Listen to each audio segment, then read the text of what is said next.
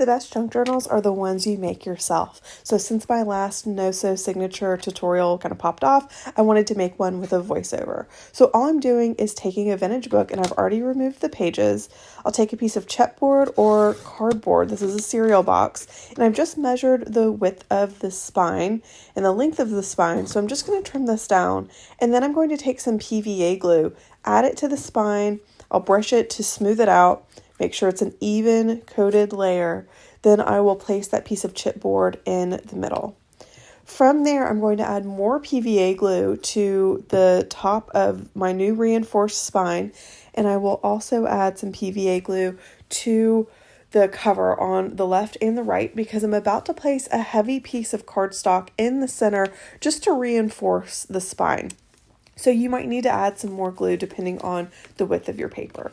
From there, I just smooth it out using a bone folder, and I sometimes add some creases here. But now I'm just going to allow this to dry for a little while before I start adding my no-sew pages.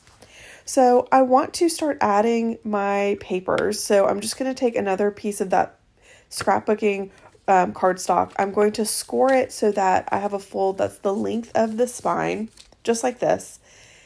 Once I know that width works, I will add some PVA glue, brush it just like I did before, and then I will secure this in the middle of the spine. And so that just creates a single page in the back of the journal. So now it's time to layer and add more types of pages. So for this next example, I'm going to take this wallpaper sample, and I want this to appear in both the front and the back of my journal because it's so wide. So I'm going to make 2 score lines in the center. That's the width of the margin. I'll fold both of these pages so you can see this is going to be the front page, and then I will have this back page in the back of my journal. And so all I'll do now is flip it over and secure it with more PVA glue. So you can see just thin layer of glue. It doesn't take too much for securing papers to your journal.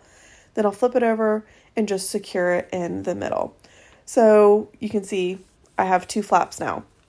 So from there, I'll just continue adding pages to the center. Here's a variety of pages or papers from vintage magazines and books, and you can see exactly how this came together. So I hope this was helpful. If you are curious to learn more about the envelope method that I use to create no-sew junk journals, leave a comment below and I will record that tutorial next.